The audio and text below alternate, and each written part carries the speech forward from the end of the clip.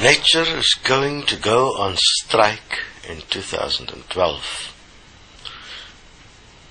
And it's going to happen as follows. The earth is going to stop turning on its axle. The sun is going to switch itself off. The wind is going to stop. There's going to be no more rain. The plants are going to stop growing.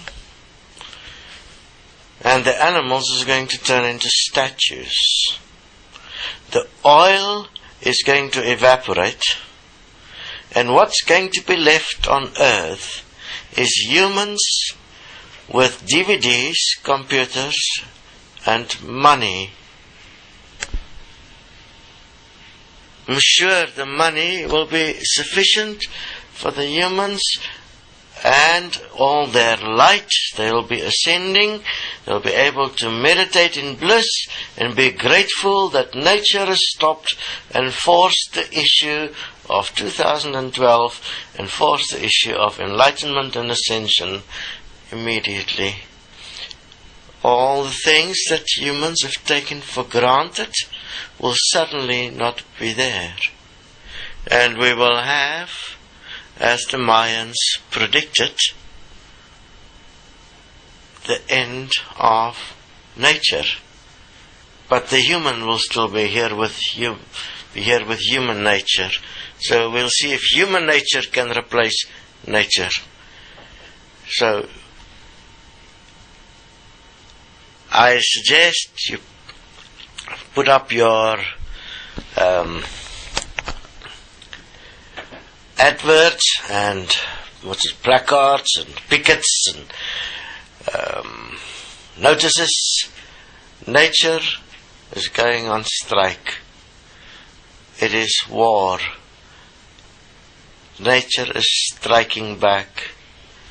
The human needs to wake up. Will the strike hit the point? So look at the interesting notion that if nature is to strike, you sit down and meditate, use meditation for something useful, and you meditate about what will happen if nature would do what humans do, and actually use free choice and decide to go on strike.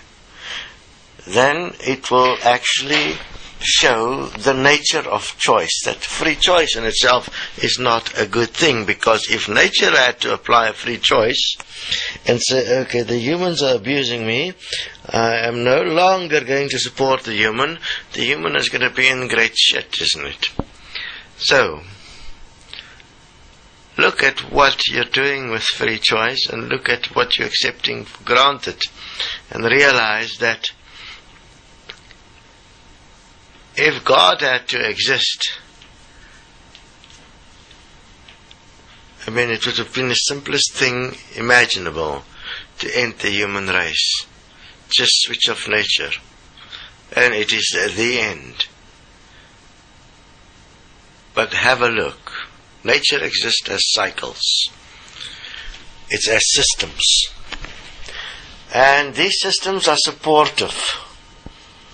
Obviously within certain rules and parameters. The question is, the systems that the human has designed to support the human nature, why is those systems not supportive of everyone? Why is those systems not considering what the human consists of? Man, as the dominant species on earth, can actually adjust the nature of nature and, for instance, take deserts and turn them into greenery.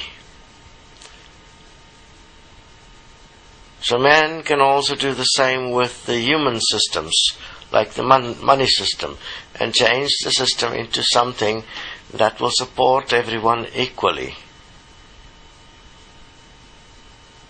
A destiny we will be revealing and sharing multiple perspectives of the nature of the human and the systems that human proliferate on earth in competition with each other in a form of constant secret war. It's as if those in power create those that's not in power as criminals, while the real criminals are in power. It is fascinating. Thousands of years ago, Lao Tzu shared, the more laws you have, the more crime you'll have. How many laws do we have in each country now? There's virtually a law for everything. But if every human were in a position where they did not need anything, would there have been criminals? Who is the lawmakers? If the principle is that the more laws there are, the more criminals there is, then the makers of the law is the criminal. Thousands of years ago, it was already understood. We have definitely not evolved. We have devolved.